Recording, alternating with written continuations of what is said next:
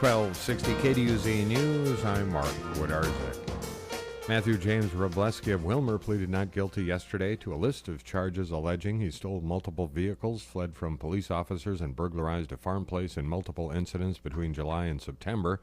In Renville County District Court, the 38-year-old faces a total of 9 felony charges for motor vehicle theft, receiving stolen property, fleeing a peace officer, burglary, and gun possession by a convicted felon. He also faces gross misdemeanor charges for domestic assault for an August 29th incident in Olivia and for trespassing on public service property for allegedly entering the City of Olivia maintenance yard on July 8th to steal copper wiring.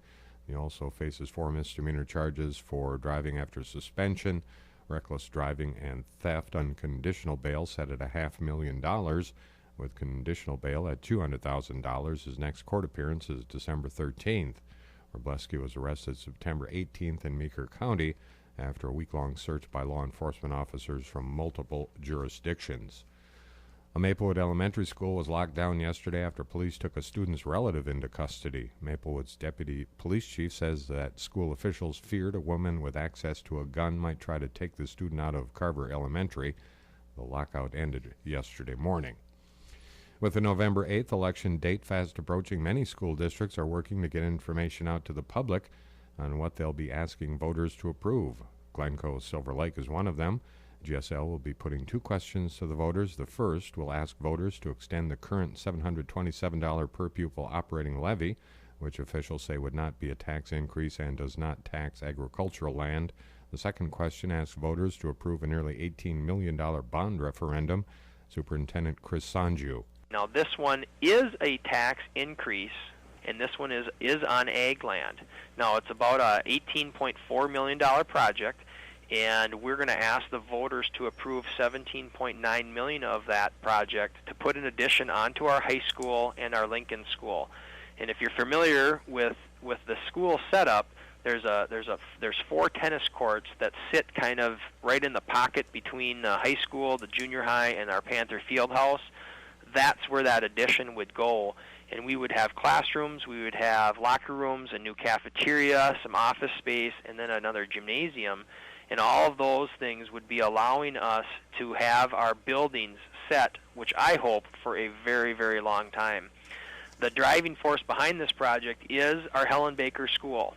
Our Helen Baker School sits about 8 blocks away from our current high school, junior high location.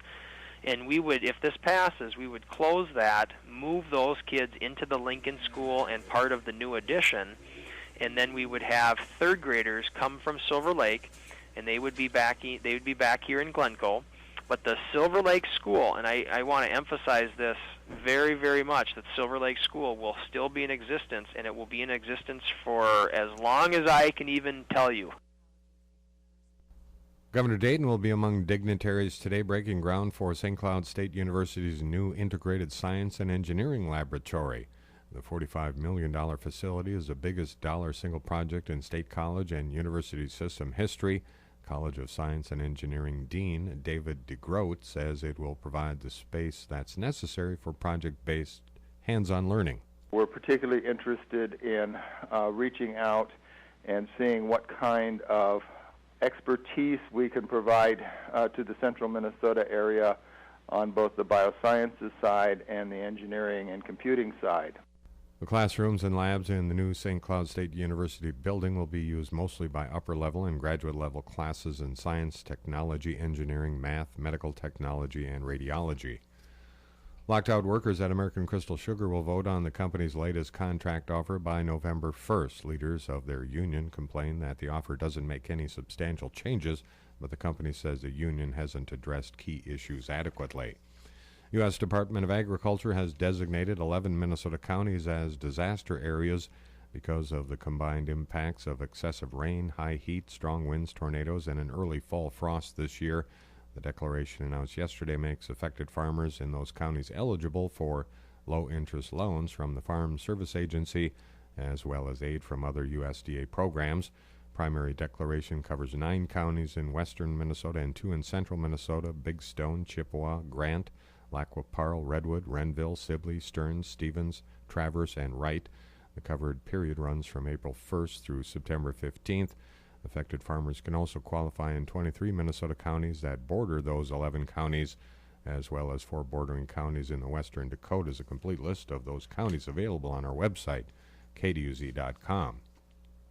In keeping with the scant attention she has paid to New Hampshire, Minnesota Representative Michelle Bachmann mailed her paperwork to get on the state's presidential primary ballot instead of showing up in person or having someone else do it for her. Though Bachmann could have signed up herself, sending a staffer wasn't an option after all 5 of her paid New Hampshire staffers quit last week, complaining that they were kept out of the loop and treated rudely by her national campaign team. Bachmann, who has been focused almost exclusively on Iowa, said Wednesday she looks forward to sharing her message with more New Hampshire voters. Abby Popp reporting. The effort to get the deficit under control are stalling with a deadline approaching. More from ABC's Brad Wheelis. Focus on the White House. Democrats on the Deficit Reduction Supercommittee are out with a plan to cut trillions. Republicans say it's a non-starter because it raises taxes. The latest problem facing President Obama. ABC's Ann Compton. After 3 days in front of appreciative crowds and go-it-alone jobs announcements, President Obama has come home to face a worrisome reality. That supercommittee of Congress does not appear close to a deal to cut trillions from federal spending. The deadline, Brad? 1 month from right now. President Obama out with his plan to ease the burden of student loan debt. We're going to make it easier for you to have one payment a month at a better interest rate. And this won't cost taxpayers a dime, but it will save you money and it will save you time. At a private fundraiser in Texas, GOP presidential hopeful Herman Cain says Rick Perry's economic plan is flat tax light. They cannot compete with 999. I'm Brad Wheelis, ABC News. Social Security employees around the nation and across Minnesota are doing informational picketing over the noon hour today to protest proposed cuts to the Social Security Administration's operating budget. Pat Ferguson works at the Social Security office in Fairmont. Right now we have to close at 3:30 in order to get our work done. We had such a huge workload that we relied on overtime before in order to process the work. Now we have to close at 3:30 to the public in order to get that work processed.